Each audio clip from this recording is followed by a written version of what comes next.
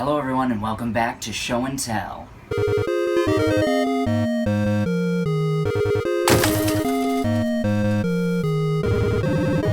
Today we've got one of my favorites, the PlayStation 1. This classic is the very first PlayStation, and it's been a long road to the PlayStation 4, but this sucker laid the groundwork for all of those.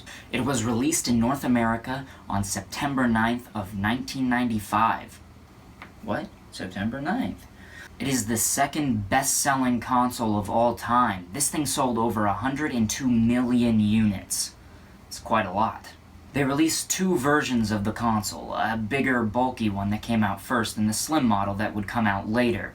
And Sony followed this model for many of their consoles to come, and even their handheld consoles as well. The PlayStation 1 was brought into existence thanks to Nintendo, sort of. What happened was Nintendo came to Sony for help developing an add-on to a console that would help bring them into the CD-ROM gaming era. Eventually the deal was broken up, but as you can see, Sony kept carrying the torch. So this little side project eventually became a very prominent part of Sony's products. The impact of their place in the game industry was so big that they would eventually become the face of an entire side of the console wars. PlayStation or Xbox, the eternal question. I remember this console for a lot of reasons, one of them being the memory cards. The Nintendo 64 and the PlayStation 2 would also have memory cards as well. The cartridge gaming era was, for the most part, a lot easier when it came to saving. You didn't have to worry about losing little memory cards all over the place. But obviously, you can't store save data on a CD-ROM. We wouldn't see internal memory become more relevant until the first Xbox. Let's just take a moment to admire the beauty of the discs themselves. These little beauties were wonderful, at least to me. The top of the disc was pretty basic. It had a picture of the game or game art.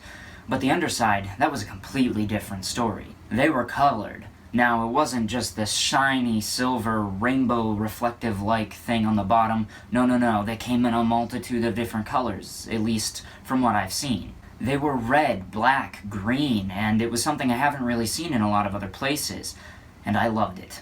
The controllers have a bit of a history of their own.